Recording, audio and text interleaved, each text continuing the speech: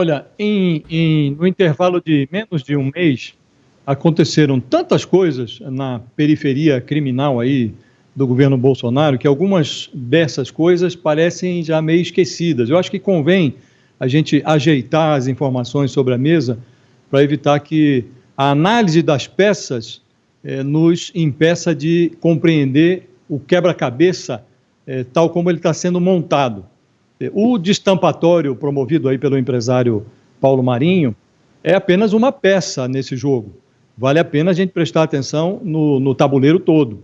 Essa encrenca começou, como todo mundo se lembra, em 24 de abril. Foi nesse dia que o Sérgio Moro deixou o Ministério da Justiça acusando o presidente de tramar a conversão da Polícia Federal num puxadinho da família Bolsonaro. Abriu-se um inquérito, os depoimentos vêm sendo recolhidos. Nessa investigação foram descobertos ali alguns indícios nos depoimentos, numa reunião ocorrida, uma reunião ministerial ocorrida no dia 22 de abril, indícios que vitaminam a suspeita que foi levantada pelo Sérgio Moro. Aí, numa entrevista, o Paulo Marinho atravessou nessa conjuntura a revelação de que um delegado da Polícia Federal vazou para os Bolsonaro a informação de que o faz-tudo da família, o Fabrício Queiroz, o homem da rachadinha, estava ali com os glúteos expostos num relatório do COAF. Essa informação privilegiada, vinda de um delegado, segundo Paulo Marinho, permitiu aos Bolsonaro que providenciasse ali uma limpeza preventiva da área.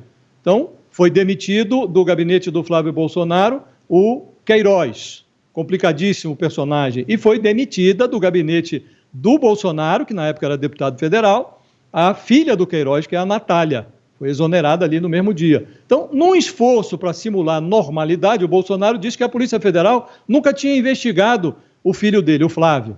Verificou-se que isso não era verdade. Havia, sim, uma investigação eleitoral relacionada ao patrimônio do Flávio Bolsonaro lá na Polícia Federal do Rio de Janeiro. A PF arquivou esse procedimento. Descobre-se agora que o Ministério Público Federal discordou do arquivamento. Então, continua viva essa investigação sobre lavagem de dinheiro contra o primogênito do presidente. A matéria-prima dessa apuração é a mesma que os promotores do Rio de Janeiro manuseiam no caso da rachadinha. Aquisições de apartamentos, dúvidas quanto à origem do dinheiro e suspeita de lavagem de dinheiro. O que isso tudo significa? Significa que o Bolsonaro, diferentemente do que ele queria fazer supor, tinha muitas razões para intervir politicamente na Polícia Federal, sobretudo na Superintendência do Rio de Janeiro. Politicamente, o estrago está feito. Há um prejuízo grande para o presidente, um prejuízo, no mínimo, estético.